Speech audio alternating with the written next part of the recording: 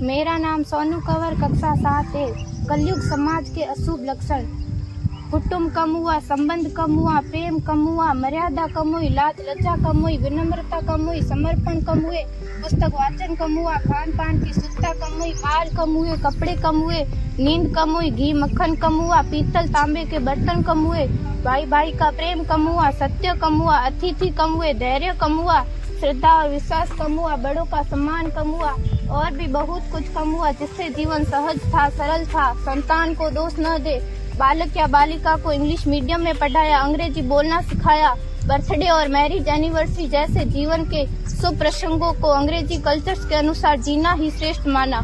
माता पिता को मम्मी डैड कहना सिखाया। जब अंग्रेजी कल्चर से परिपूर्ण बालक या बालिका बड़ा होकर आपको समय नहीं देता, आपकी भावनाओं को नहीं समझता, आपको तुच्छ मानकर आपसे जुबान लड़ाता, जब आपको बच्चे में कोई संस्कार नजर नहीं आता, तब घर के वातावरण को गंभीर किए बिना, संतान को दोष दिए बिना एकांत में जाकर रो लीजिएगा, क्योंकि पुत्र या पुत्री की पहली वर्षगांठ से ही भारतीय संस्कारों के बजाय मंदिर जाने के बजाय केक कैसे काटा जाता है, यह सिखाने वाले आप और अम्मी है। जब बच्चा पहली बार घर से बाहर निकलता है तो प्रणाम और आशीर्वाद के बदले बाय बाय कहना सिखाने वाले आप और अम्मी है।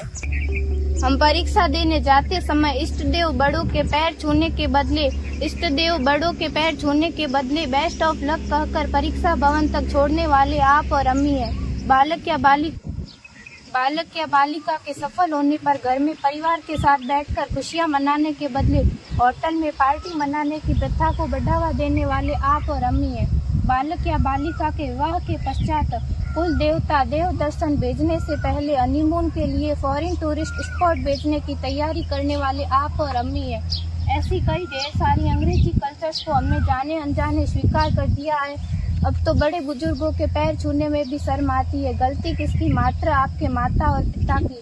अंग्रेजी अंतर्राष्ट्रीय भाषा है, से काम का जेतु सीखना है, अच्छी बात है, लेकिन इसकी संस्कृति को अपने जीवन में उतारने की तो कोई बाध्यता नहीं थी।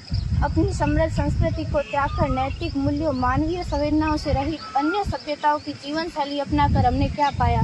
अवैध संबंध, टूटते रिश्ते, व्यसन युक्त धन, थके हारे मन, छल भरे रिश्ते, अनुशासनहीन संतानें, असुरक्षित समाज। एक बार विचार जरूर कीजिएगा कि संस्कारवान पीढ़ी क्यों आवश्यक है।